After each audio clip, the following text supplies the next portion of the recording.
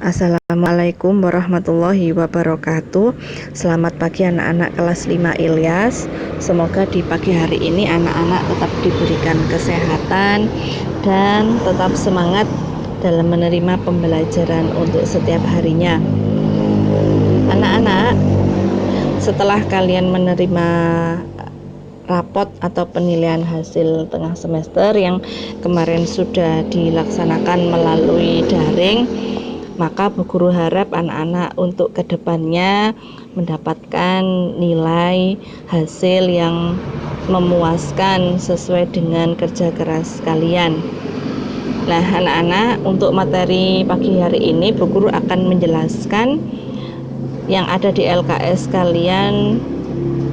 Di situ ada gambar mengenai iklan media cetak tentang menjaga kesehatan. Bagaimana cara menjaga kesehatan dengan menghindari penyakit demam berdarah. Nah, di situ anak-anak ya. Itu gambarnya ada iklannya berupa ingat demam berdarah, ingat 36+.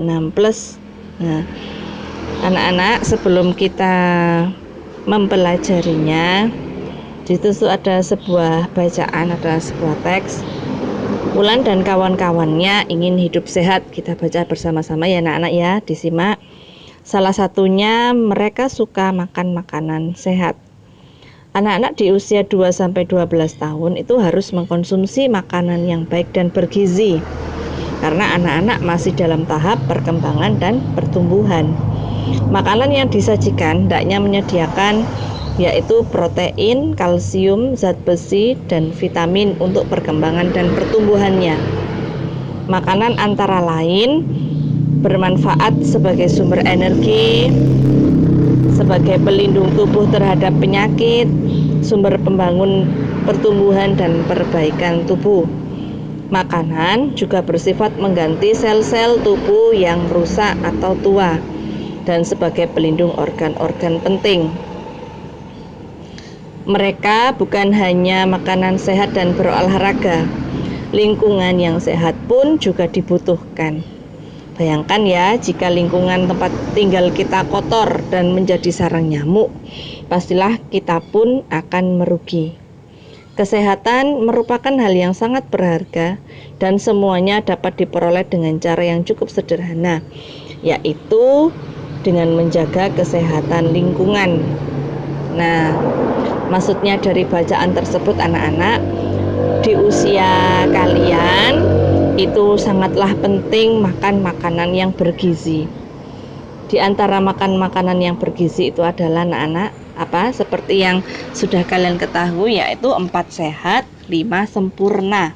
Dengan makanan yang mengandung karbohidrat, dengan karbohidrat sendiri itu sebagai sumber energi, dengan makanan yang mengandung lemak, dengan makanan yang mengandung ada protein, vitamin, kalsium, zat besi, dan mineral. Nah, itulah anak-anak makanan yang kita butuhkan untuk kesehatan tubuh kita.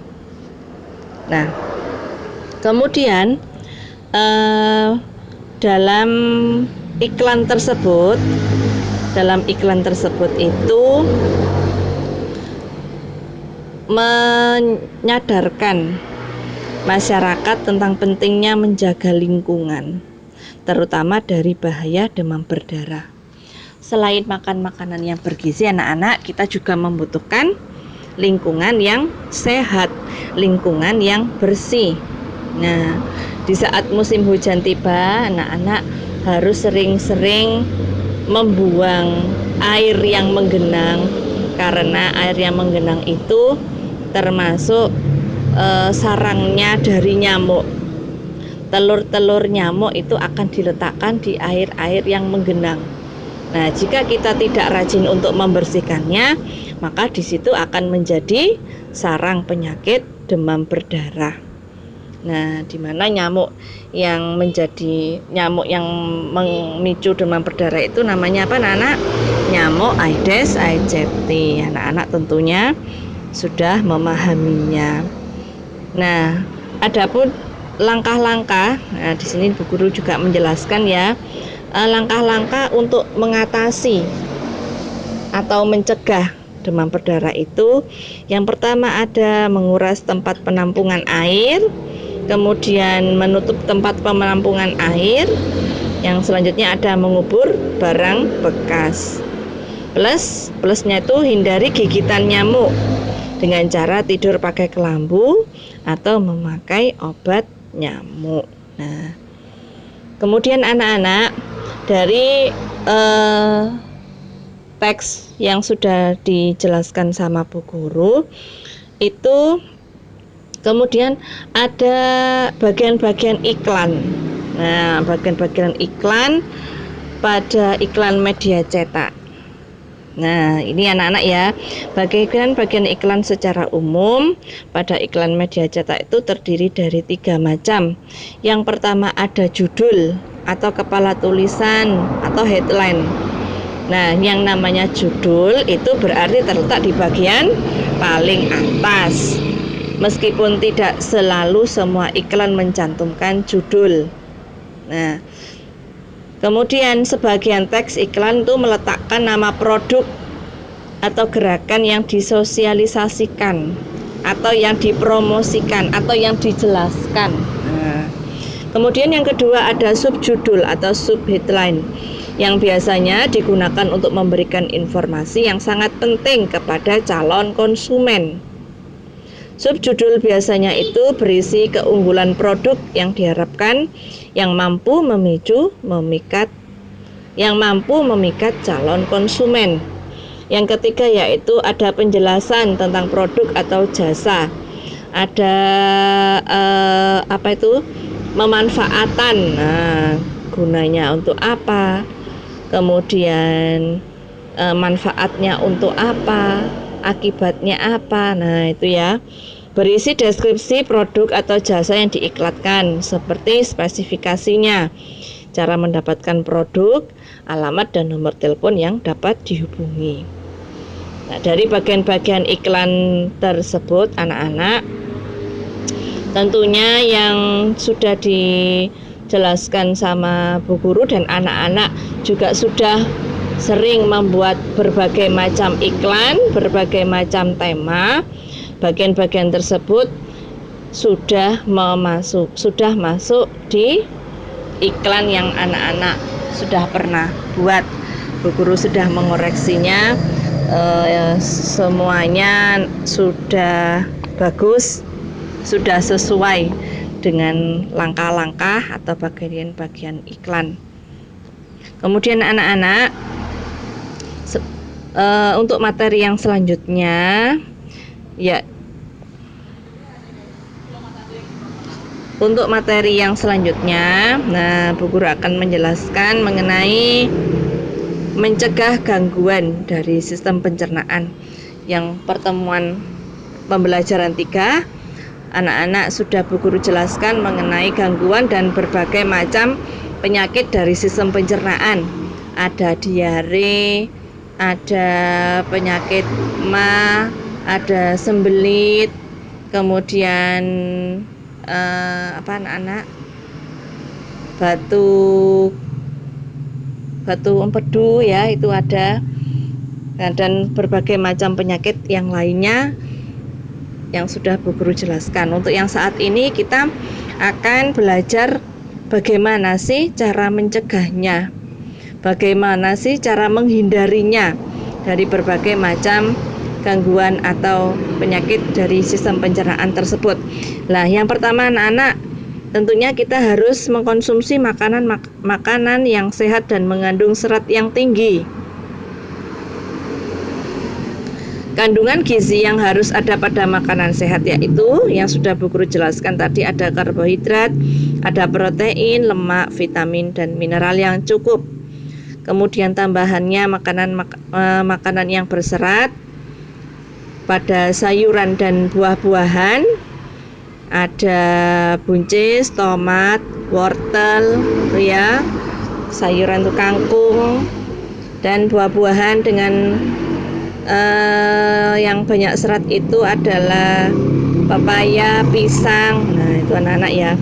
Konsumsilah serat dengan jumlah minimal 25 sampai 30 gram per hari. agar menjauhkan dari sembilit, pendarahan berat badan, diabetes, dan masalah jantung. Kemudian yang kedua, makanlah dengan perlahan.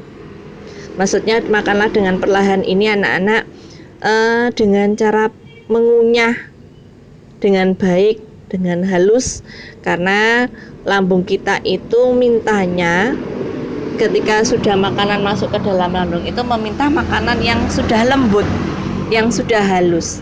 Maka dari itu anak-anak jika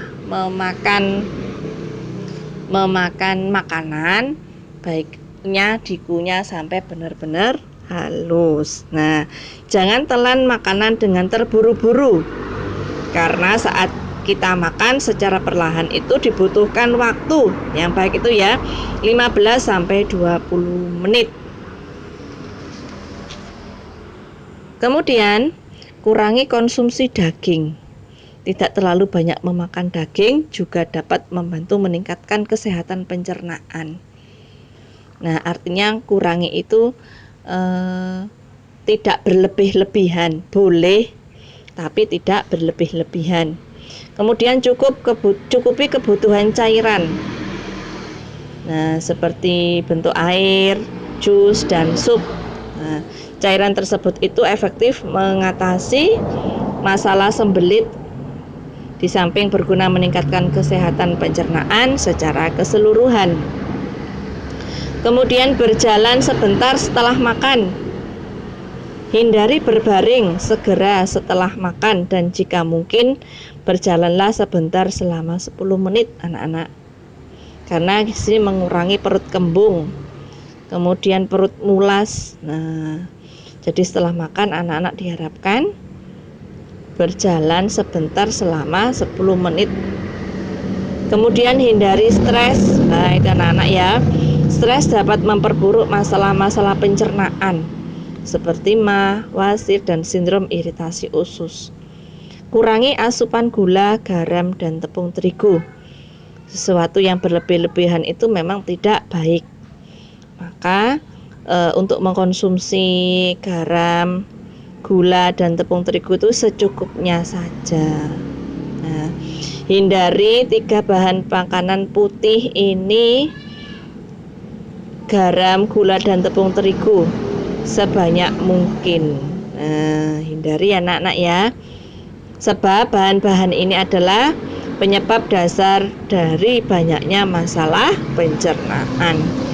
Kemudian bersihkan sayuran secara menyeluruh sebelum dimasak atau dimakan. Membersihkan sayuran dan buah-buahan secara menyeluruh sebelum dimakan serta menjaga kebersihan dapur dapat menjaganya tetap jauh dari bakteri yang mempunyai efek langsung pada perut. Kemudian konsumsi makanan probiotik. Apa itu anak-anak makanan probiotik? Makanan probiotik itu adalah yang sangat baik untuk kesehatan pencernaan. Nah, makanan probiotik itu seperti susu yang digunakan untuk membuat keju dan yogurt ya. Kemudian mungkin dapat membantu ketika kamu sedang terkena diare anak-anak, atau terkena penyakit radang usus. Namun para peneliti masih bekerja untuk menentukan dampak organismenya probiotik tertentu pada kondisi kesehatan.